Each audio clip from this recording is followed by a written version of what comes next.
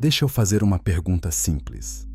O que você faria se soubesse que carrega dentro de si uma marca invisível, uma cicatriz espiritual que foi gravada no primeiro homem que já existiu?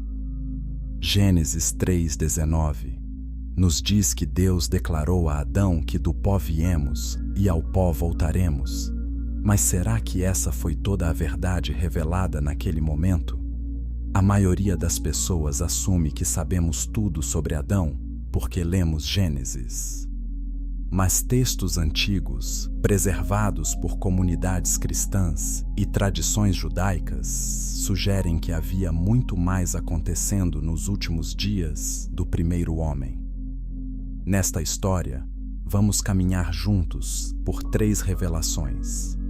Primeiro, vamos descobrir o que Adão realmente viu antes de morrer. Depois, vamos entender por que esse conhecimento foi considerado perigoso demais para ser incluído nas escrituras canônicas. E, finalmente, vamos explorar como essas visões mudaram completamente a maneira como gerações secretas de crentes entenderam a redenção. E uma vez que compreendemos essa primeira camada, a verdadeira história começa. Adão estava morrendo. Não de forma súbita como Abel, seu filho assassinado. Não de velhice tranquila, cercado por conforto. Ele estava morrendo lentamente, consumido por algo que médicos modernos jamais conseguiriam diagnosticar.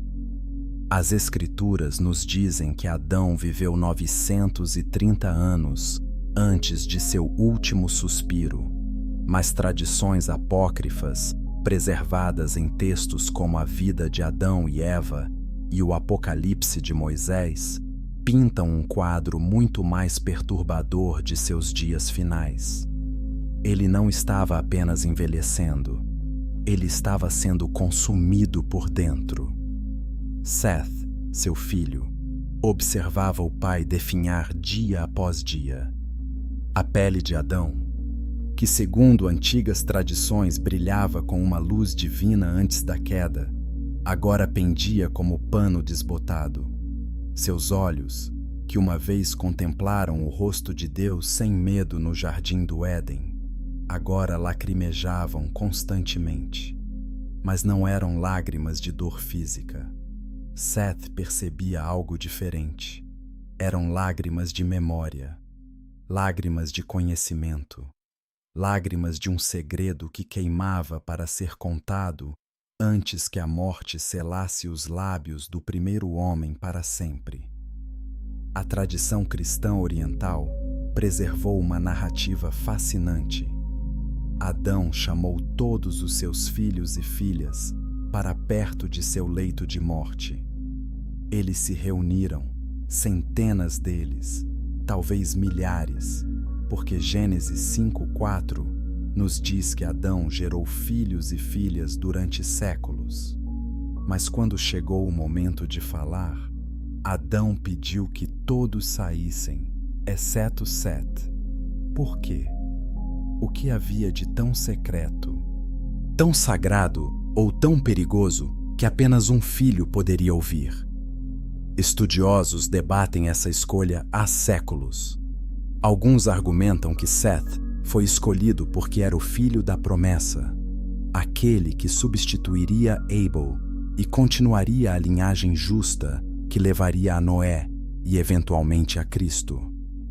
Outros sugerem algo mais misterioso. Seth não era apenas um herdeiro, ele era um guardião, um protetor de conhecimento proibido que não poderia ser confiado a corações impuros ou mentes fracas. Adão começou a falar. Sua voz era fraca, mas suas palavras carregavam o peso de quase 1000 anos de vida, arrependimento e revelação. Ele disse a Seth algo que mudaria tudo. Ele disse que Deus não o havia abandonado após a expulsão do Éden. Ele revelou que anjos visitaram ele, que Deus enviou mensageiros não apenas para julgá-lo, mas para mostrar-lhe algo, para revelar-lhe um segredo sobre o futuro, um segredo sobre sangue, redenção e uma árvore que não era a árvore da vida, mas algo ainda mais poderoso. Seth inclinou-se mais perto. Ele podia sentir que algo maior do que história familiar estava sendo transmitido. Isso não era apenas memória, era profecia, era aviso, era promessa. E enquanto Adão continuava a falar, Seth percebeu que seu pai não estava apenas morrendo. Ele estava passando um fardo de conhecimento que alguns chamariam de sagrado e outros chamariam de blasfêmia. Textos apócrifos nos dizem que Adão fez uma confissão surpreendente. Ele disse que estava carregando um peso que nenhum de seus descendentes poderia entender completamente. Não era apenas culpa, era algo mais profundo. Era conhecimento de ambos os lados da existência. Ele conhecia o Éden. Ele conhecia a queda. Ele conheceu Deus face a face. E ele conheceu a separação de Deus. Ele foi a única criatura em toda a história que viveu em ambos os mundos, perfeição e exílio, sem a misericórdia do esquecimento. A maioria de nós carrega arrependimento por erros que cometemos anos atrás. Imagine carregar o arrependimento da escolha que amaldiçoou toda a raça humana. Imagine lembrar com perfeita clareza do momento exato em que você quebrou tudo. Imagine que cada vez que você vê seu filho sofrer, cada vez que você enterra um neto, cada vez que você testemunha violência, doença ou morte, você sabe que foi sua mão que abriu a porta para tudo isso. Esse era o fardo de Adão, e ele estava prestes a revelar que havia algo ainda mais chocante escondido nesse fardo. As tradições preservadas por místicos judeus e comunidades cristãs gnósticas afirmam que Adão não apenas se arrependeu, ele recebeu revelação. Ele viu o futuro, ele viu a solução, e o que ele viu era tão radical, tão contrário ao que a maioria dos crentes assume, que foi considerado perigoso demais para ser incluído na Bíblia que lemos hoje. Por que esconder essas coisas? O que Adão viu que era tão perturbador ou tão sagrado, que precisava ser mantido fora do cânon oficial? Inscreva-se agora, porque o que vem a seguir vai desafiar tudo o que você pensava saber sobre o primeiro homem e o plano de Deus para a redenção. Enquanto Adão continuava a sussurrar para Seth, ele mencionou algo que fez o sangue de Seth gelar. Ele disse que eles retornaram para ele. Eles, seres de luz, mensageiros, e eles o levaram a um lugar onde céu e terra ainda se tocavam, um lugar onde ele viu algo que não deveria ser possível, e o que vem a seguir vai explodir sua compreensão de Gênesis para sempre. Capítulo 2. A visita dos seres de luz. A voz de Adão tremeu quando ele pronunciou as palavras. Eles vieram até mim novamente. Seth franziu a testa. Novamente? Quem veio novamente? Anjos haviam aparecido antes, é claro. Querubins com espadas flamejantes guardavam o Éden após a expulsão, conforme Gênesis 3:24 nos relata. Mas Adão não estava falando sobre guardiões. Ele estava falando sobre visitantes, mensageiros que vieram não para bloquear, mas para revelar. Tradições apócrifas preservadas na vida de Adão e Eva descrevem algo extraordinário. Décadas após a expulsão, Adão subiu uma montanha. Não sabemos exatamente qual montanha. Alguns estudiosos sugerem que era perto do Éden, talvez a mesma região onde Deus caminhou com Adão no jardim. Outros acreditam que era um lugar sagrado que Adão descobriu durante seus séculos de peregrinação pela terra amaldiçoada. Mas o importante não é a localização geográfica, é o que aconteceu lá. Adão subiu sozinho. Ele estava buscando algo. Talvez ele estivesse tentando se aproximar de Deus novamente. Talvez ele estivesse desesperado por uma resposta. Talvez ele simplesmente precisasse estar em um lugar alto, longe do vale de lágrimas que a terra havia se tornado. E enquanto ele estava lá, algo inacreditável aconteceu. 3 seres de luz desceram. A escritura canônica não registra esse evento, mas textos antigos afirmam que esses seres não eram anjos comuns. Eles se dirigiram a Adão pelo seu nome original. Não o nome Adão, que significa homem ou terra. Eles o chamaram por um nome que ele havia esquecido. Um nome que Deus havia dado a ele antes da queda. Um nome que carregava autoridade, identidade e propósito celestial. Quando Adão ouviu esse nome, ele caiu de joelhos e chorou. Os anjos disseram a ele para se levantar. Eles disseram que haviam sido enviados com uma mensagem. Não uma mensagem de julgamento. Não uma mensagem de condenação. Uma mensagem de revelação. Eles disseram a Adão que Deus não o havia esquecido, que seu arrependimento havia sido ouvido e que ele seria permitido ver algo que nenhum outro humano veria até que os tempos se cumprissem. Ele seria permitido ver o plano completo de redenção, não apenas prometido, mas mostrado. Seth deve ter ficado atordoado quando ouviu isso. Como isso era possível? Como Adão, o homem que trouxe pecado ao mundo, poderia receber tal privilégio? Mas Adão continuou. Ele disse que os anjos estenderam suas mãos e de repente ele não estava mais na montanha. Ele estava em algum lugar entre o céu e a terra. Ele estava em um lugar onde o tempo não funcionava da mesma forma.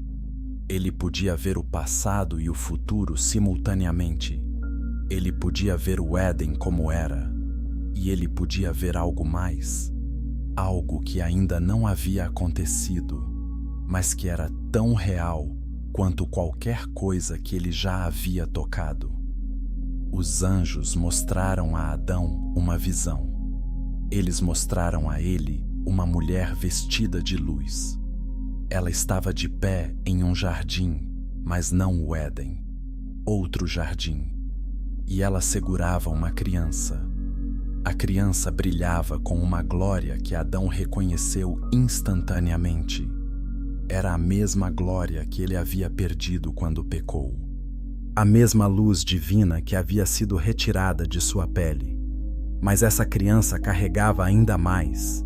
Essa criança não era apenas humana. Essa criança era Deus em carne humana. A tradição cristã identifica essa visão como a Virgem Maria e Jesus Cristo. Mas o que torna isso tão radical é que Adão, alegadamente, viu isso milhares de anos antes de acontecer. Ele viu a encarnação. Ele viu o plano de redenção não como conceito abstrato, mas como evento literal com pessoas reais. E então, os anjos mostraram a ele algo ainda mais perturbador. Eles mostraram a ele uma árvore, não a árvore da vida, não a árvore do conhecimento do bem e do mal, uma árvore diferente, uma árvore feita de madeira morta. E nessa árvore, pendurado entre céu e terra, estava um homem. Esse homem estava sangrando. Seus braços estavam estendidos, seus pés estavam pregados. Sua cabeça estava coroada com espinhos, e enquanto Adão olhava, ele percebeu algo que fez seu coração parar. O homem na árvore tinha o mesmo rosto da criança na visão anterior. Era o mesmo ser, Deus em carne, e ele estava morrendo. Adão começou a gritar: Por quê? Por que Deus morreria? Os anjos responderam com uma declaração que mudou tudo. Eles disseram: Porque você comeu, porque você escolheu, porque a criação foi quebrada na raiz, e apenas o Criador poderia consertar. Sua queda exigiu sua descida. Seu pecado exigiu seu sacrifício. E seu sangue pagará a dívida que você nunca poderia pagar. Estudiosos debatem se essa visão é literal ou simbólica. Alguns argumentam que é impossível que Adão tenha visto Cristo crucificado, porque isso violaria o livre-arbítrio e tornaria a crucificação uma peça de teatro ensaiada. Outros afirmam que Deus existe fora do tempo e pode revelar eventos futuros sem forçá-los a acontecer. Mas o que todos concordam é que essas tradições apócrifas mostram uma coisa. As primeiras comunidades cristãs acreditavam que a redenção não era um plano B. Não era uma solução de emergência depois que Adão estragou tudo. Era o plano desde o início. A cruz estava escrita na fundação do mundo, como Apocalipse 13:8 sugere quando fala do Cordeiro morto desde a fundação do mundo. Deixe-me fazer uma pergunta controversa. E se Deus soubesse que Adão cairia? E se a queda não foi uma surpresa para Deus, mas parte de um plano maior para revelar sua glória, misericórdia e amor de uma forma que nunca poderia ser conhecida em um mundo perfeitamente inocente? Isso não torna Deus autor do pecado, mas sugere que Deus é tão soberano, tão sábio, que Ele pode tecer até mesmo nossas piores escolhas em seu plano perfeito. Comente abaixo o que você pensa sobre isso. Adão disse a Sete que quando a visão terminou, ele estava de volta na montanha. Os anjos haviam desaparecido, mas algo havia mudado dentro dele. Ele agora carregava conhecimento. Conhecimento de que seu pecado não era a palavra final. Conhecimento de que sangue divino fluiria para desfazer o que sangue humano havia feito. E conhecimento de que, de alguma forma, misteriosamente, Deus havia planejado tudo isso antes mesmo de criar o jardim. Mas essa não foi a única revelação. Os anjos lhe deram algo antes de partirem. Eles lhe deram instruções. E essas instruções levariam à criação do documento mais proibido da história antiga, o Livro de Adão. E o que estava nesse livro vai te deixar sem palavras. Capítulo 3. Visões do Éden. Perdido. Antes de chegarmos ao livro proibido, Adão fez algo inesperado. Ele parou de falar sobre anjos e cruzes e olhou para Seth com olhos cheios de lágrimas. Ele disse algo simples: Sinto falta do jardim. Essas 4 palavras carregam um peso que é impossível de medir. Imagine sentir falta de um lugar por 900 anos. Imagine lembrar de perfeição todos os dias, enquanto vive em exílio. Imagine saber exatamente como era o paraíso e não poder voltar nunca mais. Seth nunca havia visto o Éden. Ele nasceu fora dos portões, em um mundo já amaldiçoado. Ele conhecia dor desde o nascimento, mas Adão conhecia ambos. Ele conhecia o antes e o depois. E textos apócrifos afirmam que nos últimos dias de sua vida, Adão começou a descrever o Éden com detalhes que nenhum texto canônico preserva. Não descrições simples de árvores e rios, descrições de como o próprio tecido da realidade era diferente lá. Como as leis da física, da biologia e do espírito funcionavam de forma completamente diferente no Éden. Adão disse que havia cores no jardim que não existem mais. Cores que o olho humano caído não consegue mais perceber. Após a queda, algo mudou na maneira como os humanos veem o mundo. A ciência moderna confirma que os humanos veem apenas uma pequena fração do espectro eletromagnético. Vemos luz visível, mas não vemos raios ultravioleta, infravermelhos ou outros comprimentos de onda. Mas e se antes da queda, os humanos conseguissem ver mais? E se Adão podia perceber dimensões da criação que agora estão fechadas para nós? Ele descreveu sons que não existem mais. Ele disse que o vento no Éden não apenas soprava, ele cantava. Ele carregava frequências espirituais que comunicavam a presença de Deus diretamente ao coração, sem necessidade de palavras. As árvores não apenas balançavam, elas adoravam. Os animais não apenas faziam sons, eles proclamavam glória de uma forma que a língua humana caída não consegue mais compreender. Estudiosos chamam isso de cosmologia pré-queda. A ideia de que o universo inteiro era diferente antes do pecado entrar. Romanos 8, 20 a 22 sugere isso quando diz que a criação foi sujeita à vaidade e geme em dores de parto até agora. Paulo está dizendo que não apenas humanos foram afetados pela queda. Toda a criação foi corrompida. As leis da física foram alteradas. A morte entrou na biologia. O caos entrou nos sistemas naturais. Furacões, terremotos, doenças, predadores, todas essas coisas não existiam no Éden. Adão disse a Sete que a árvore da vida ainda estava lá. Ela não foi destruída. Ela não morreu. Ela ainda estava viva, protegida por querubins com espadas flamejantes. E aqui está a parte chocante.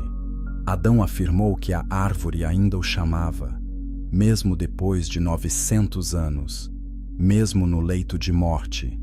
Ele podia ouvir a árvore o chamando pelo nome, oferecendo vida, oferecendo restauração, mas ele não poderia voltar. Não ainda. Não nesta vida. Por que Deus manteve a árvore viva se os humanos não podiam alcançá-la? Alguns teólogos argumentam que é um símbolo de esperança, um lembrete de que o paraíso não foi destruído, apenas fechado temporariamente. Outros sugerem algo mais profundo, que a árvore da vida representa Cristo. Apocalipse 22, 2 fala da árvore da vida na Nova Jerusalém, cujas folhas são para a cura das nações. Jesus é descrito como a videira verdadeira em João 15. Talvez a árvore da vida nunca tenha sido apenas uma planta. Talvez tenha sido sempre um símbolo de conexão direta com Deus, vida eterna e comunhão restaurada. Adão descreveu a presença de Deus no jardim de uma forma que é quase impossível de compreender. Ele disse que Deus caminhava no jardim no frescor do dia, conforme Gênesis 3:8 nos diz. Mas não era como um homem caminhando. Era como se toda a atmosfera se tornasse viva, como se cada folha, cada gota de orvalho, cada raio de luz carregasse a essência de Deus. Quando Deus se aproximava, você não apenas o via, você o sentia em cada átomo do seu ser. Você estava completamente exposto, completamente conhecido e completamente amado ao mesmo tempo. Seth perguntou a pergunta que todos nós faríamos. Pai, se era tão perfeito, por que você comeu o fruto? Adão ficou em silêncio por um longo tempo. Então ele disse algo profundo: "Eu não sei. E quanto mais eu vivo, menos eu entendo." Foi como se algo de fora de mim sussurrasse que havia mais, que eu estava perdendo algo, que Deus estava escondendo algo de mim. E no momento em que acreditei nessa mentira, tudo desmoronou. Essa é a essência da tentação. Não é sobre fruta, é sobre confiança. A serpente não forçou Adão e Eva a comer. Ela simplesmente plantou dúvida. Será que Deus realmente disse? Será que Deus realmente se importa? Será que Deus realmente quer o melhor para você? E no momento em que a confiança foi quebrada, a desobediência seguiu naturalmente. Cada pecado que cometemos começa da mesma forma. Começamos a duvidar da bondade de Deus. Começamos a acreditar que sabemos melhor. E então agimos de acordo com essa crença. Curta este vídeo se você já sentiu essa mesma tentação de duvidar da bondade de Deus. Adão continuou descrevendo o momento da queda. Ele disse que no segundo em que ele engoliu o fruto, algo horrível aconteceu. A luz saiu. Não a luz do sol, a luz dentro dele. Ele disse que havia uma chama espiritual dentro de seu peito que o conectava diretamente a Deus. E quando ele pecou, essa chama se apagou. Ele sentiu a escuridão entrar. Ele sentiu algo pesado, pegajoso e frio envolver sua alma. E pela primeira vez na sua existência, ele sentiu medo. Gênesis 3:7 diz que os olhos de ambos foram abertos e eles perceberam que estavam nus. Mas tradições apócrifas sugerem que não era apenas nudez física, era nudez espiritual. Eles haviam perdido sua cobertura de glória. Eles haviam perdido a luz divina que os vestia. E de repente, eles estavam expostos, vulneráveis, envergonhados de uma forma que nunca haviam experimentado. Eles tentaram se cobrir com folhas de figueira, mas não funcionou. Você não pode cobrir vergonha espiritual com soluções físicas. Adão disse que quando Deus o chamou após o pecado, ele se escondeu não porque tinha medo de punição. Ele se escondeu porque não conseguia suportar a ideia de Deus ver o que ele havia se tornado. Ele havia traído o único ser que o amou perfeitamente. Ele havia quebrado o único relacionamento que importava. E agora, ele tinha que enfrentar as consequências. Mas aqui está o mistério. Deus não veio com raiva. Deus veio com perguntas. Onde você está? Quem te disse que você estava nu? Você comeu da árvore que eu te ordenei que não comesse? Essas não eram perguntas para obter informações. Deus sabia todas as respostas. Eram perguntas para provocar confissão, para dar a Adão a chance de se arrepender, para abrir a porta para a restauração. Mas Adão culpou Eva. Eva culpou a serpente. E o ciclo de recusa de responsabilidade que ainda vemos hoje começou no jardim. No entanto, mesmo em meio ao julgamento, Deus deu uma promessa. Gênesis 3:15 fala da semente da mulher que esmagaria a cabeça da serpente. Esse versículo é chamado de proto-evangelho, o primeiro evangelho. É a primeira sugestão de que Deus já tinha um plano de redenção. Mas o que Adão viu em sua visão sugere que esse plano era muito mais detalhado do que qualquer pessoa imaginava. E o registro completo desse plano estaria em um livro perigoso. E o próximo capítulo vai revelar o que estava escrito nele. Capítulo 4. O livro proibido de Adão. Sete estava ouvindo intensamente. Seu pai havia descrito visões de anjos, de Cristo crucificado, de um Éden perdido que ainda existia em algum lugar além do alcance humano. Mas agora Adão estava prestes a revelar algo ainda mais chocante. Ele disse que os anjos não apenas mostraram a ele o futuro, eles lhe deram instruções para registrar tudo o que viu. Eles lhe disseram para escrever, para preservar o conhecimento, para criar um testemunho permanente da revelação que ele recebeu. E Adão obedeceu. Tradições antigas falam do livro de Adão. Não é um único texto, mas uma coleção de escritos e tradições orais atribuídas ao primeiro homem. Algumas versões afirmam que Adão escreveu em tábuas de pedra. Outras sugerem que ele usou placas de ouro ou bronze. Alguns textos místicos judeus afirmam que ele escreveu em uma linguagem que não era hebraico, aramaico ou qualquer língua humana conhecida. Ele escreveu na língua dos anjos, a língua que ele falava com Deus no Éden, antes da queda corromper a comunicação humana. O que estava neste livro? Aqui é onde as tradições se tornam fascinantes e controversas.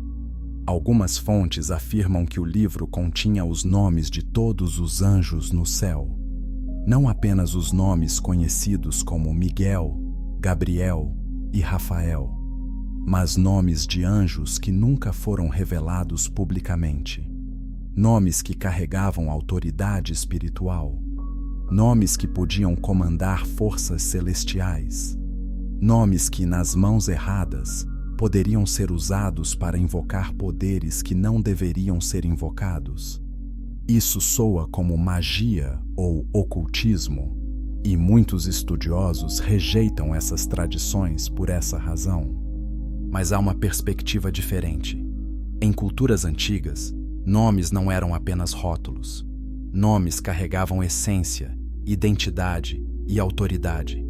Conhecer o nome de alguém significava ter acesso a ele. É por isso que Deus revelou seu nome a Moisés. É por isso que Jesus deu aos discípulos autoridade para usar seu nome. E é por isso que demônios tremem quando o nome de Jesus é pronunciado. Nomes têm poder. O livro de Adão, alegadamente, continha mais do que nomes. Ele continha mapas. Não mapas geográficos da Terra, mapas espirituais do cosmos, descrições de onde o céu e a terra se sobrepõem, portais onde anjos ascendem e descem, lugares onde a oração é mais potente, lugares onde a presença de Deus é mais palpável. Jacó experimentou um desses lugares em Gênesis 28, quando viu a escada alcançando o céu e disse: "Verdadeiramente, o Senhor está neste lugar, e eu não sabia." Mas a parte mais controversa do livro era a seção sobre o sangue. Tradições afirmam que Adão escreveu sobre 2 tipos de sangue: o sangue de Abel, seu filho que foi assassinado por Caim, e o sangue do Redentor, o Cristo que ele viu na visão da crucificação. Ambos os sangues falam. Hebreus 12, 24 diz que o sangue de Jesus fala melhor palavra do que o sangue de Abel. Abel clamou por justiça. Jesus clama por misericórdia. E de alguma forma, Adão viu essa conexão milênios antes de acontecer. Estudiosos debatem se tal livro realmente existiu. Não há cópias existentes de um manuscrito original intitulado Livro de Adão, mas há vários textos apócrifos que afirmam ser fragmentos ou resumos dele. A vida de Adão e Eva, o Apocalipse de Moisés, o Testamento de Adão e textos gnósticos como o Apocalipse de Adão, todos afirmam preservar partes do conhecimento secreto de Adão. Comunidades cristãs etíopes incluem alguns desses textos em seus cânones bíblicos até hoje. Então, para milhões de cristãos, Esses livros não são apócrifos. Eles são Escritura. Por que esses textos foram excluídos da Bíblia, que a maioria dos cristãos usa? A resposta é complicada. Durante os primeiros séculos do cristianismo, diferentes comunidades tinham diferentes coleções de livros sagrados. Quando os líderes da igreja começaram a formalizar o cânon, eles estabeleceram critérios. O livro foi escrito por um apóstolo ou alguém próximo aos apóstolos. Ele foi amplamente aceito pelas igrejas desde o início. Seu ensino é consistente com a revelação aceita. Muitos textos ligados a Adão falharam nesses testes.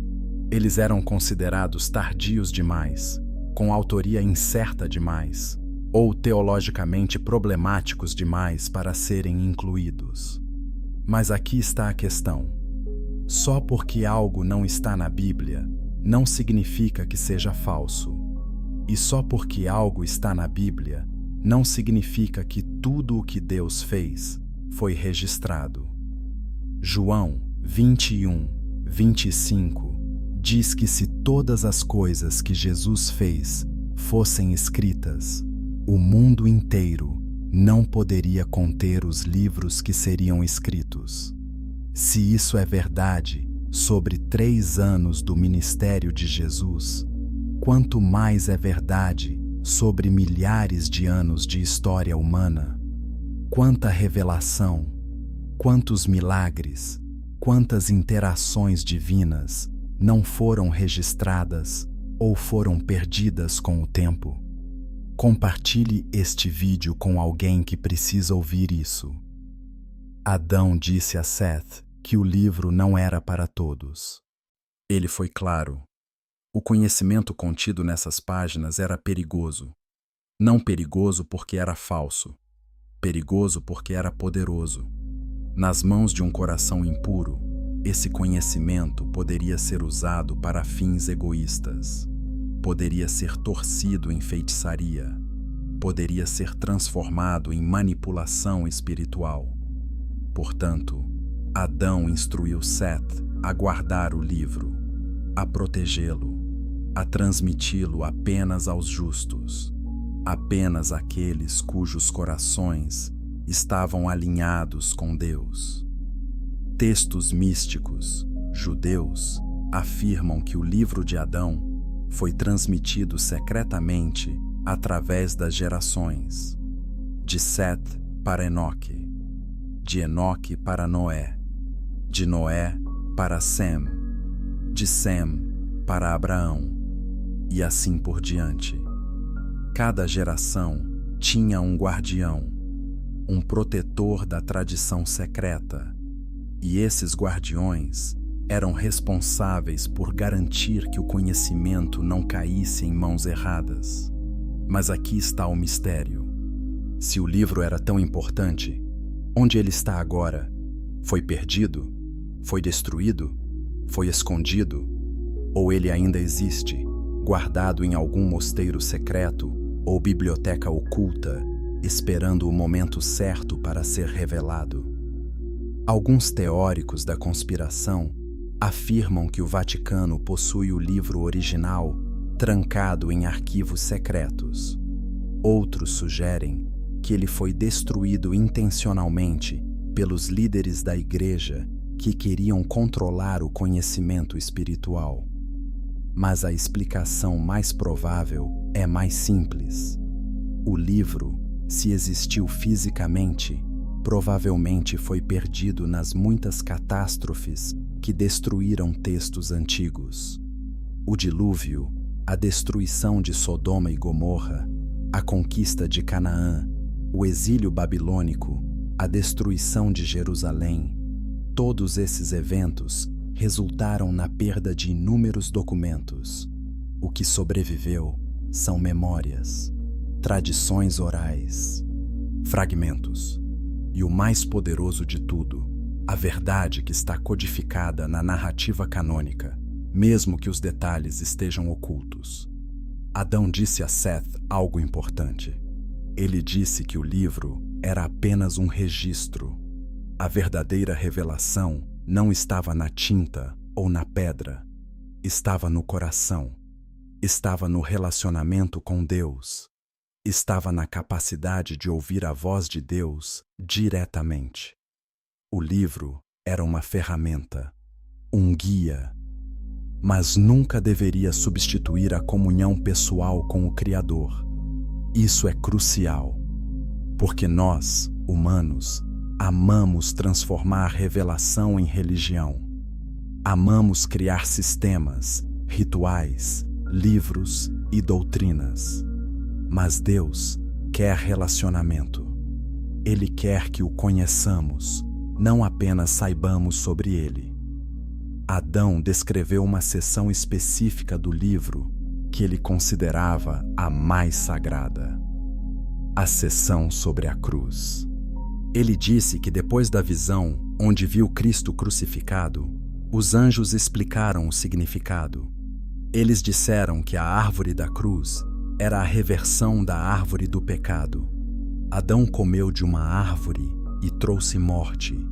Cristo seria pendurado em uma árvore e traria vida. Adão alcançou e tomou. Cristo estendeu seus braços e deu. Adão buscou ser como Deus. Cristo, sendo Deus, se tornou como Adão.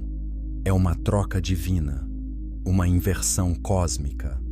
E Adão registrou tudo isso no livro. Aqui está a parte mais radical. Adão afirmou que os anjos lhe disseram algo que mudou completamente sua compreensão de Deus. Eles disseram que Deus perdoou Adão antes de Adão pecar. Espere, como isso é possível? Como alguém pode ser perdoado antes de fazer algo errado? A resposta está na natureza de Deus fora do tempo. Se Deus é eterno e vê todo o tempo simultaneamente, então ele vê a queda e a cruz ao mesmo tempo. Ele vê o pecado de Adão e o sacrifício de Cristo como um único evento interconectado. E de alguma forma misteriosa, o perdão estava disponível antes mesmo de ser necessário. Esse conceito vai explodir sua mente e vai te preparar para a próxima revelação. A profecia mais chocante que Adão recebeu, a profecia da cruz, e onde ela seria plantada. Capítulo 5. A profecia da cruz. Adão apertou a mão de Sete com força surpreendente para um homem à beira da morte. Seus olhos estavam arregalados, cheios de urgência. O que ele estava prestes a dizer era a revelação central de tudo. A peça que conectava sua queda com a redenção de toda a humanidade. Ele sussurrou: "Eu vi o lugar." Sete não entendeu imediatamente. "Que lugar?" Adão continuou. "O lugar onde o sangue cairia. O lugar onde céu e terra se tocariam novamente. O lugar onde tudo seria consertado." Tradições cristãs antigas preservam uma história estranha. Dizem que quando Adão morreu, ele instruiu seus filhos a enterrarem seu crânio em um lugar específico, não no campo comum onde outros seriam enterrados, mas em um lugar que ele havia visto em visão, um lugar que se tornaria o mais sagrado de toda a história humana. Esse lugar tinha um nome: Gólgota. A palavra significa lugar da caveira. Aqui está onde a história se torna de arrepiar. Textos apócrifos e tradições da igreja primitiva afirmam que o crânio de Adão foi enterrado na colina onde Jesus Cristo seria crucificado milhares de anos depois. Não é coincidência. Foi profecia cumprida. Foi design divino. Quando os soldados romanos cravaram a cruz no solo, ela foi plantada exatamente acima do crânio do primeiro homem. E quando o sangue de Jesus fluiu da cruz, ele gotejou pela terra e tocou os ossos de Adão. O sangue da redenção literalmente cobriu o lugar da queda. Estudiosos debatem se isso é literal ou simbólico.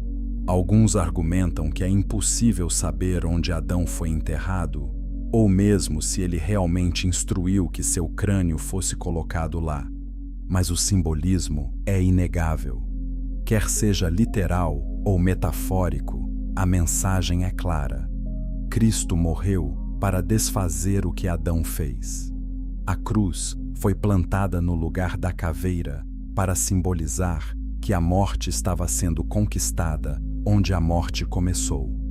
O segundo Adão estava consertando o erro do primeiro Adão. Romanos 5, 12 ao 19 é o fundamento teológico para isso. Paulo explica que assim como por um homem o pecado entrou no mundo e pelo pecado a morte, também por um homem veio a ressurreição dos mortos.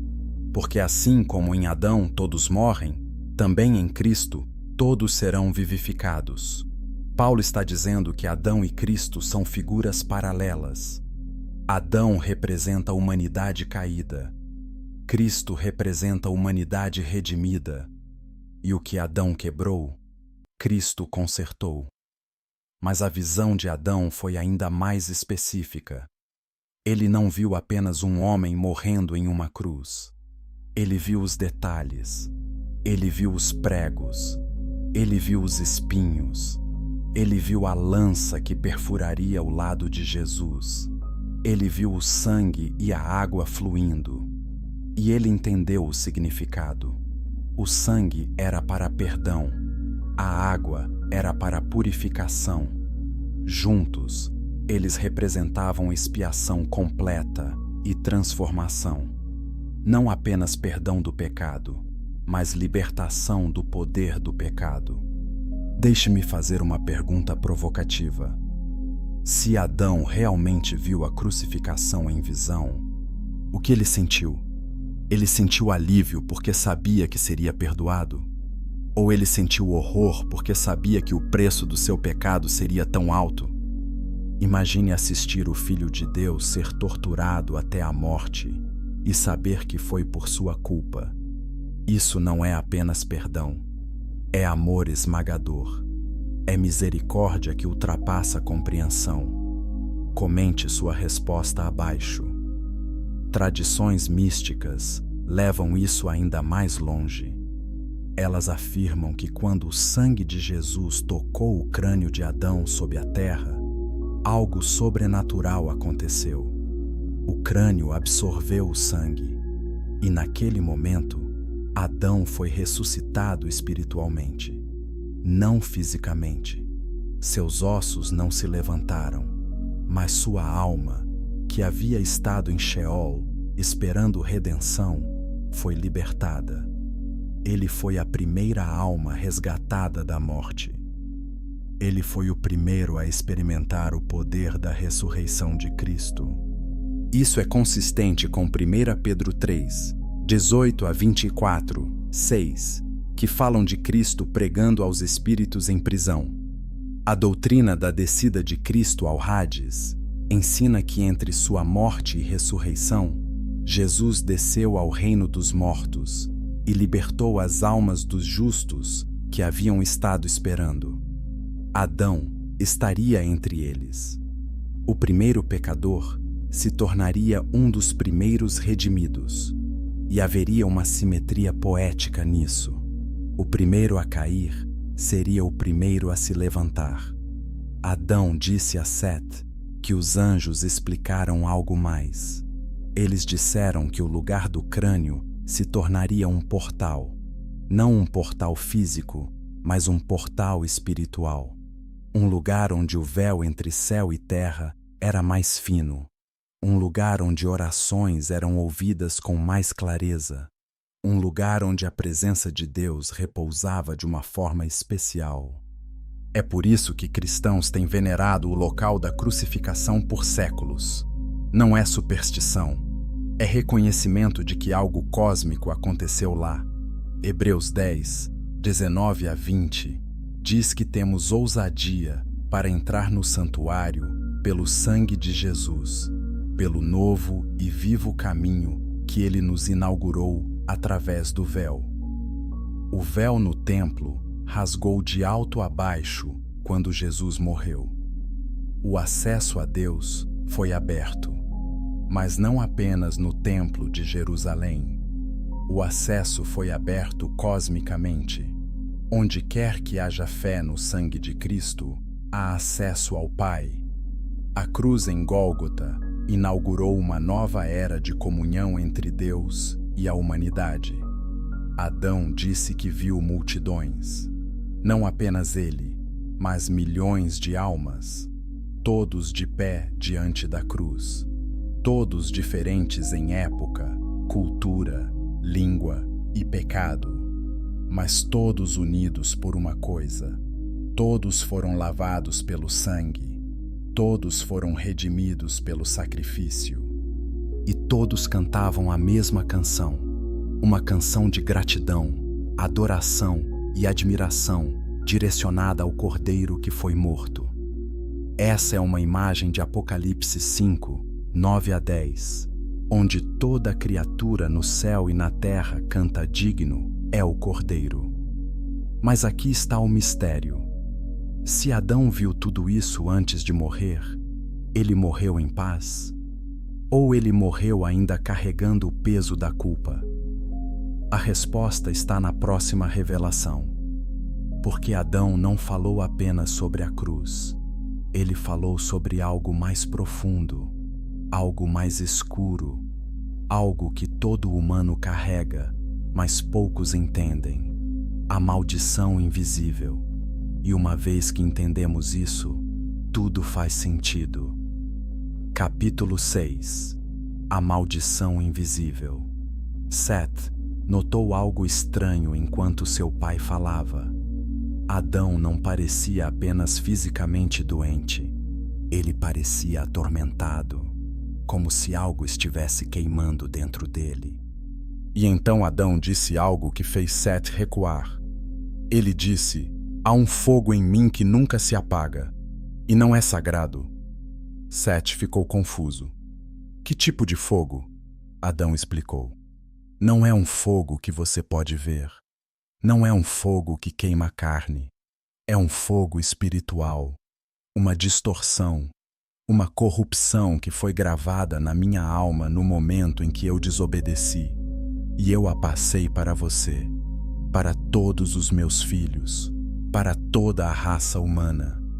Isso é o que teólogos chamam de pecado original.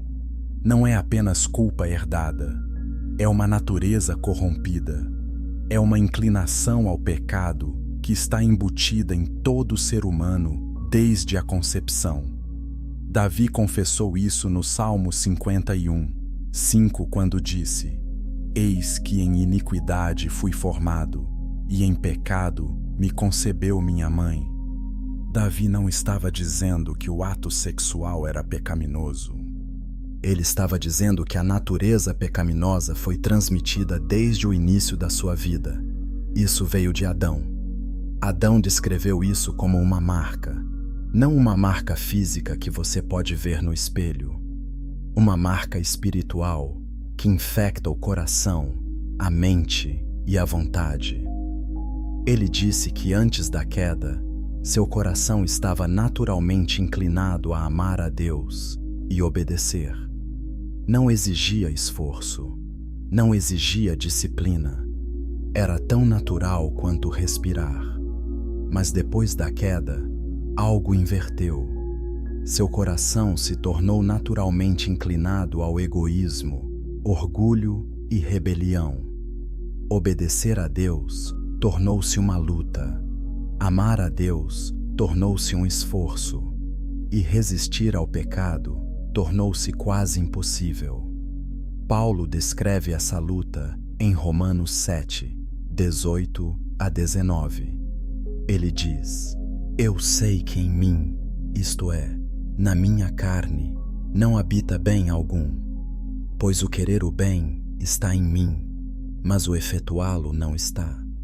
Porque não faço o bem que quero, mas o mal que não quero, esse pratico. Paulo estava experimentando exatamente o que Adão descreveu. Uma guerra interna entre o desejo de fazer o certo e a compulsão de fazer o errado. Essa guerra não vem de escolhas individuais. Ela vem da natureza corrompida que herdamos de Adão. Adão disse a Sete que a marca não afeta apenas comportamento. Ela afeta percepção. Ela torce a maneira como vemos Deus, a nós mesmos e os outros. Antes da queda, Adão via Deus com clareza.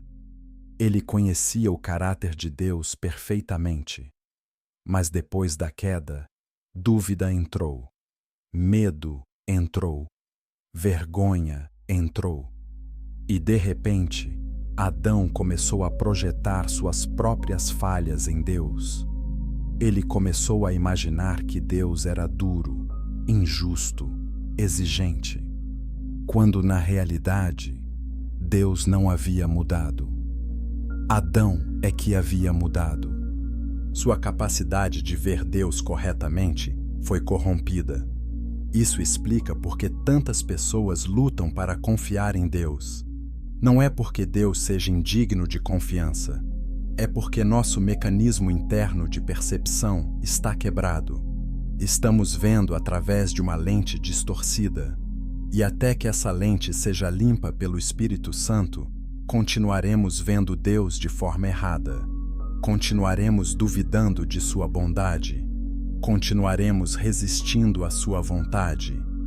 Não porque somos intencionalmente rebeldes, mas porque nossa própria natureza está trabalhando contra nós. Inscreva-se agora para entender como essa maldição pode ser quebrada. Adão disse que tentou resistir à maldição. Ele tentou viver com justiça. Ele tentou ensinar seus filhos a temer a Deus. Mas ele podia ver a marca se espalhando. Ele podia ver na violência de Caim. Ele podia ver na corrupção da geração que levaria ao dilúvio. Ele podia ver que algo dentro da raça humana estava fundamentalmente quebrado e nenhuma quantidade de esforço humano poderia consertar. A solução teria que vir de fora, teria que vir de cima. Aqui está a pergunta que todos fazem. Se Deus sabia que a queda resultaria em tanta corrupção, por que Ele criou humanos com livre-arbítrio? Por que não criar robôs obedientes que nunca pecariam? A resposta está na natureza do amor. Amor genuíno requer escolha. Se você programa alguém para amá-lo, não é amor real, é programação. Para que o amor seja real, a possibilidade de rejeição deve existir. Deus queria um relacionamento verdadeiro com a humanidade. E relacionamentos verdadeiros requerem liberdade, mesmo que essa liberdade venha com o risco de rebelião. Adão disse que a parte mais dolorosa da maldição não era a morte física, não era o trabalho árduo ou o parto doloroso que Deus decretou. Era a morte espiritual. Era a sensação de estar cortado de Deus. Ele disse que no momento em que pecou, algo dentro dele morreu. Não seu corpo, não sua mente, mas sua conexão com Deus. A linha direta de comunhão foi cortada. E de repente, ele estava sozinho de uma forma que nunca havia experimentado antes. Mesmo quando Deus falava com ele após a queda, não era a mesma coisa. Havia distância, havia separação, havia um abismo que ele não podia atravessar. Efésios 2:1 descreve isso como estar morto em transgressões e pecados. Não fisicamente morto, mas espiritualmente morto, cortado da fonte da vida. E essa morte espiritual é o que todo humano experimenta desde o nascimento. Nascemos fisicamente vivos, mas espiritualmente mortos. Nascemos separados de Deus, e apenas através da regeneração, do novo nascimento que Jesus descreveu a Nicodemos em João 3, podemos ser espiritualmente ressuscitados. Adão disse que viu essa ressurreição em sua visão da cruz. Ele viu que quando Cristo morreu, Ele não apenas pagou a penalidade pelo pecado, ele quebrou o poder do pecado, ele derrotou a maldição, ele restaurou a conexão entre Deus e a humanidade. E quando alguém coloca fé em Cristo, algo sobrenatural acontece. O Espírito Santo entra. A marca espiritual não é removida completamente nesta vida, mas começa a ser curada. A natureza corrompida começa a ser transformada e a pessoa começa a experimentar o que Adão perdeu: comunhão com Deus, paz com Deus, acesso ao Pai. Mas Adão fez um aviso. Ele disse a Seth que nem todos receberiam a cura. Não porque Deus não oferecesse a todos, mas porque nem todos aceitariam. Alguns amariam a escuridão mais do que a luz. Alguns prefeririam seus pecados à pureza. E alguns rejeitariam o sacrifício de Cristo, escolhendo permanecer sob a maldição. Essa escolha, Adão disse, seria a tragédia final, não a queda em si, mas a recusa de aceitar a redenção que foi comprada a um preço tão alto. Adão disse que a maldição se manifestava de diferentes formas em diferentes pessoas. Para alguns, era luxúria. Para outros, ganância. Para outros, raiva ou orgulho. Mas a raiz era a mesma: separação de Deus. E até que essa raiz fosse arrancada pela graça de Deus, todos os esforços de auto-melhoria seriam apenas curativos temporários. Podar os galhos não mata a árvore. Você tem que arrancar a raiz. E apenas Cristo pode fazer isso. Mas havia mais. Adão não transmitiu apenas a maldição. Ele transmitiu algo mais: códigos espirituais, conhecimento oculto, promessas escondidas em tradições secretas. E isso vai mudar tudo. Capítulo 7. Segredos transmitidos através das gerações. Seth inclinou-se mais perto. Seu pai estava fraquejando, mas havia mais a dizer. Adão sussurrou: eu não passei apenas a maldição. Eu passei algo mais: conhecimento, promessas, códigos que só os justos podem entender. Seth franziu a testa. Códigos? Que tipo de códigos? Adão explicou. Não são códigos escritos em pergaminho. São verdades espirituais codificadas em histórias, rituais e profecias que foram transmitidas de geração em geração. Verdades que os ímpios verão como tolice, mas que os que buscam a Deus reconhecerão como sabedoria divina. Tradições místicas judaicas falam da transmissão oral. A ideia de que ao lado da Torá escrita havia uma Torá oral, ensinamentos secretos passados de mestre para aluno. Essas tradições afirmam que essa transmissão começou com Adão. Ele ensinou Seth. Seth ensinou Enós. Enós ensinou Cainã. E assim a corrente continuou até Moisés, que codificou parte dela na lei escrita, mas manteve parte dela como tradição oral. A Cabala, o misticismo judaico, afirma ter raízes nesses ensinamentos antigos. Mas o que exatamente foi transmitido? Adão disse a Seth que havia verdades sobre a natureza de Deus que não podiam ser explicadas em palavras simples. Verdades que só podiam ser entendidas através de experiência, meditação e revelação direta do Espírito. Ele ensinou Seth sobre os nomes de Deus. Cada nome revelava um aspecto diferente do caráter divino. Elohim, o Deus poderoso. Yahweh, o Deus eterno e pessoal. El Shaddai, o Deus todo-poderoso. Conhecer esses nomes significava conhecer como se aproximar de Deus em diferentes circunstâncias. Adão também ensinou sobre sacrifício. Muito antes da lei mosaica codificar o sistema sacrificial, Adão entendia o princípio.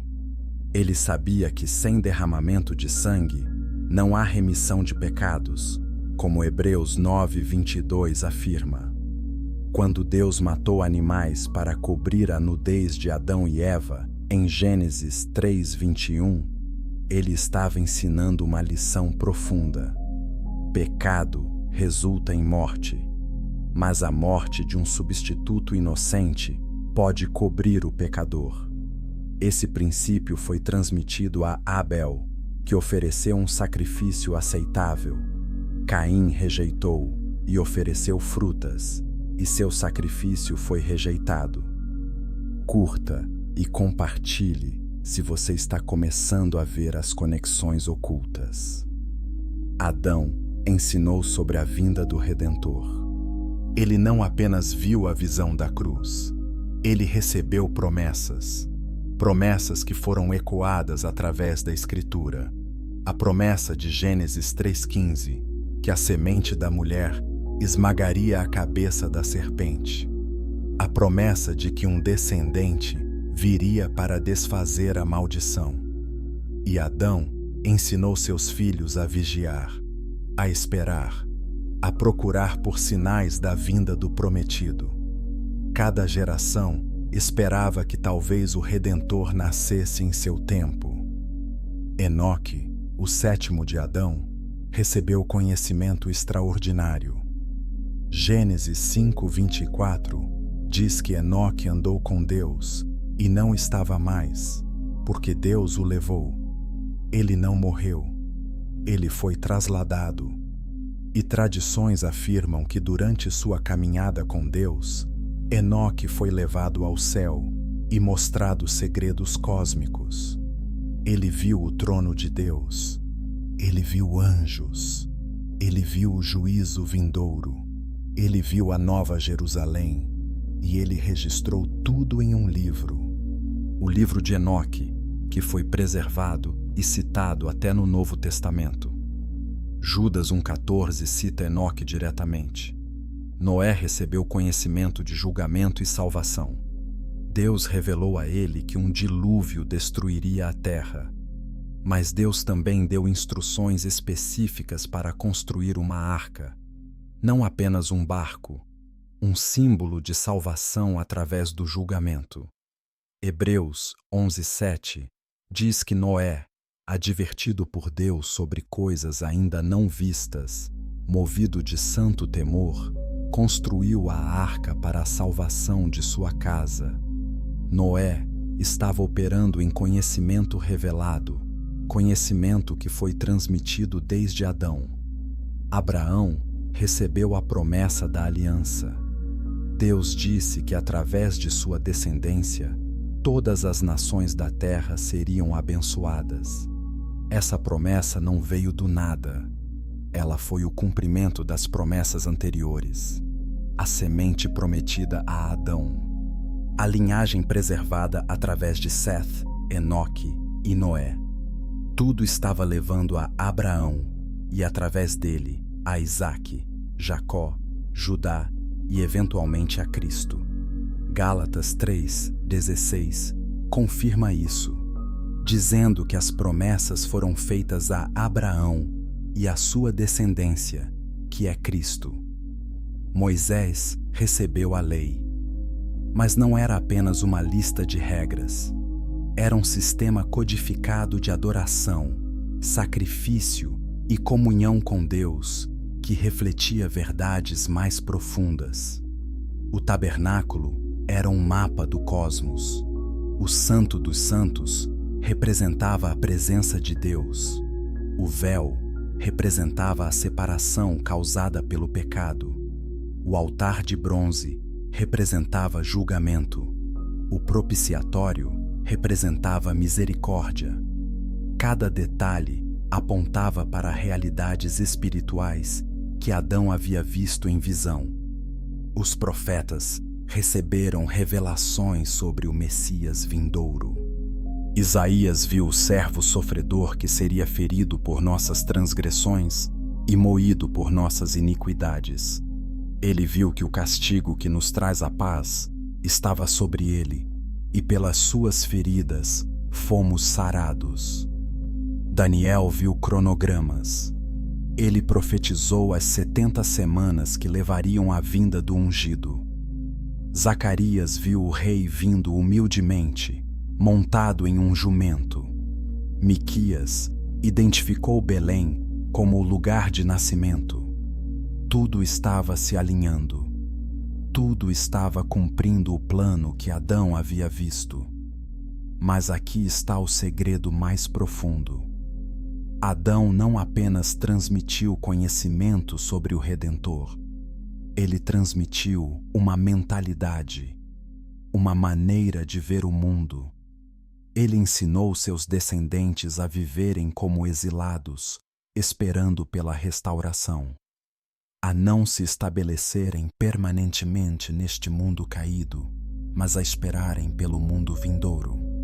Hebreus 11, 13 a 16 descreve os heróis da fé como peregrinos e estrangeiros na terra, buscando uma pátria celestial. Essa mentalidade começou com Adão. Ele sabia que o Éden estava perdido temporariamente, mas não permanentemente, e ele ensinou seus filhos a viverem com esperança. Adão ensinou sobre 2 tipos de sabedoria: a sabedoria deste mundo, que é baseada em egoísmo, orgulho e manipulação, e a sabedoria de Deus, que é baseada em humildade, sacrifício e amor. Tiago 3, 13 a 18 contrasta essas 2 sabedorias. A sabedoria terrena é invejosa, ambiciosa e cheia de confusão. A sabedoria celestial é pura, pacífica, gentil, aberta à razão, cheia de misericórdia e bons frutos. Adão havia provado ambas. Ele conhecia a diferença, e ele advertiu seus filhos a escolherem sabiamente. Mas havia um aviso final. Adão disse a Sete que nem todos receberiam a transmissão. Haveria aqueles que rejeitariam, aqueles que seguiriam o caminho de Caim, aqueles que buscariam poder, riqueza e prazer em vez de Deus. E, eventualmente, haveria uma grande divisão: a linhagem dos justos e a linhagem dos ímpios. E essas 2 linhagens lutariam entre si até o fim dos tempos. Gênesis 6 mostra essa divisão. Os filhos de Deus se misturaram com as filhas dos homens, e a terra se encheu de violência. Foi por isso que o dilúvio veio. Mas a transmissão continuou através de Noé, e agora estava na hora de Adão passar o bastão final para Sete. Mas primeiro havia uma última revelação, a mais importante de todas: o juízo final e o rosto de Deus. Capítulo 8. O juízo final e o rosto de Deus. Os olhos de Adão se arregalaram de repente, como se ele estivesse vendo algo além da sala. Sua respiração ficou superficial, e então ele disse: "Eu vejo todos eles." Sete ficou alarmado. "Vê quem, pai?" Adão sussurrou: "Todos. Todas as gerações. Todas as almas. Todas em pé diante do trono." E ele está lá, sentado, julgando. Mas Sete, ele não é um estranho. É o mesmo que estava pendurado na árvore. É Deus em carne humana. E ele está olhando para mim. Tradições apócrifas afirmam que Adão recebeu uma visão final em seus últimos momentos. Uma visão de julgamento. Não apenas seu próprio julgamento, mas o julgamento de toda a humanidade. Ele viu um trono branco, Ele viu livros sendo abertos, ele viu nomes sendo lidos, e ele viu duas multidões, uma à direita e uma à esquerda, uma entrando na vida eterna e outra indo para a separação eterna. E ele entendeu que cada escolha, cada ação, cada palavra de cada vida estava sendo pesada. Nada estava oculto. Tudo estava exposto. Apocalipse 20, 11 a 15, descreve esse julgamento final. O grande trono branco, os mortos, grandes e pequenos, em pé diante de Deus. Livros sendo abertos, incluindo o livro da vida. E qualquer um cujo nome não estava escrito no livro da vida era lançado no lago de fogo. Essa não é uma imagem agradável, mas é uma imagem necessária, porque nos lembra que haverá acerto de contas, que a justiça prevalecerá, que o mal não ficará impune e que a escolha que fazemos nesta vida tem consequências eternas. Adão viu algo que o chocou. Ele viu seu próprio nome no livro da vida. Como? Como o homem que trouxe pecado ao mundo poderia ser salvo? E então ele entendeu. Não era por suas obras, não era por seu arrependimento, era pelo sangue. O sangue do Cordeiro que ele havia visto na visão da cruz. Esse sangue não apenas cobria pecados passados, ele apagava nomes da lista de condenação e os escrevia na lista de redenção. Adão seria salvo não porque merecesse, mas porque o sacrifício de Cristo era suficientemente poderoso para cobrir até o primeiro pecado. Mas Adão também viu nomes que não estavam no livro. Pessoas que viveram, riram, trabalharam e morreram sem nunca se voltarem para Deus. Pessoas que rejeitaram a verdade, amaram a escuridão e escolheram viver para si mesmas. E Adão chorou por eles. Ele chorou porque sabia que se sua escolha no Éden havia aberto a porta para a morte, a escolha deles de rejeitar o Redentor selou seu destino. Ele queria gritar para eles, atravessar o tempo e avisá-los, mas ele não podia. Cada alma teria que escolher por si mesma. Jesus falou sobre esse julgamento em Mateus 25, 31 a 46. Quando o Filho do Homem vier em sua glória, ele separará as pessoas como um pastor separa as ovelhas dos bodes. As ovelhas à sua direita herdarão o reino preparado desde a fundação do mundo. Os bodes à sua esquerda irão para o fogo eterno preparado para o diabo e seus anjos. Os critérios? Não apenas crença mental, mas evidência de fé genuína, demonstrada através de amor e serviço aos outros. Porque fé real produz ação. Fé morta não produz nada. Adão viu o rosto de Cristo no trono e ele reconheceu. Era o mesmo rosto que ele viu caminhando no Éden antes da queda. Era a face de Deus. Mas agora havia algo diferente. Havia cicatrizes. Cicatrizes nas mãos. Cicatrizes nos pés. Uma cicatriz no lado. Cristo, o juiz, era também Cristo, o sacrifício. E Adão entendeu que ninguém poderia reclamar injustiça, porque o juiz havia pagado o preço, ele havia sofrido, ele havia morrido, e agora ele tinha o direito tanto de julgar quanto de salvar. Comente abaixo se você acredita que o julgamento final será justo. Adão viu algo mais. Ele viu a nova Jerusalém descendo do céu. Ele viu a cidade de Deus brilhando com glória. Ele viu as portas abertas. Ele viu o rio da vida fluindo do trono. Ele viu a árvore da vida de ambos os lados do rio, produzindo 12 tipos de frutos, e suas folhas sendo para a cura das nações. E ele entendeu. O Éden estava sendo restaurado, não no mesmo lugar, não da mesma forma, mas em uma escala ainda maior. O paraíso não seria apenas um jardim, seria uma cidade, uma civilização inteira construída sobre a presença de Deus. Apocalipse 21, 3-4 descreve isso lindamente. Deus habitará com seu povo.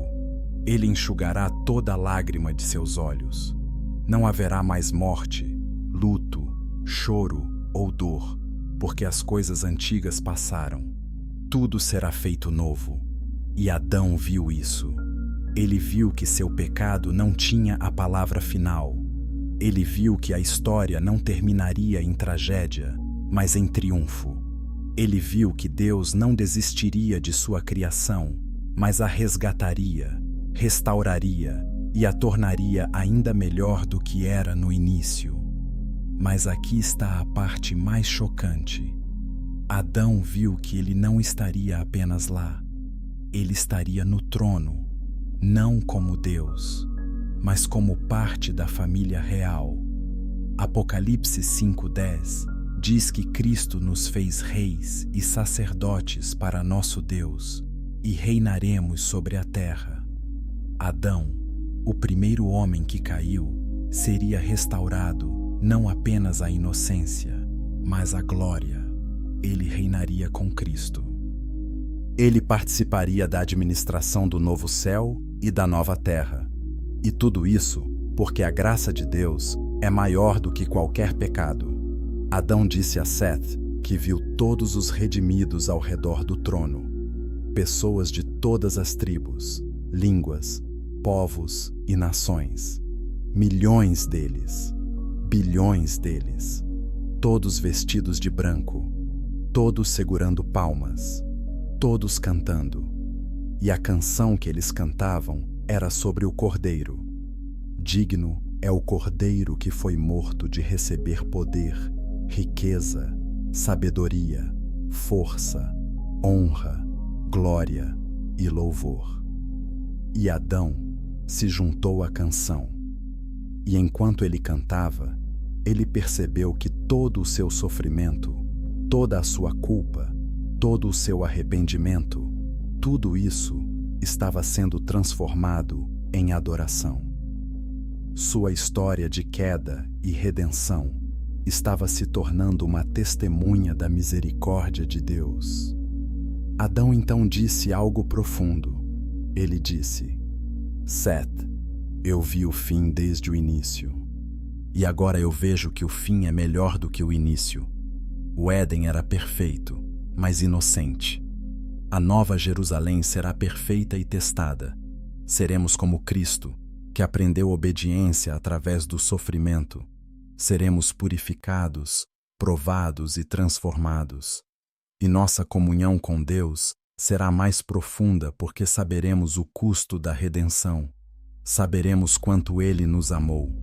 E isso fará toda a diferença. Sete estava maravilhado, mas ele podia ver que seu pai estava chegando ao fim. A respiração estava ficando mais fraca, a pele estava ficando fria.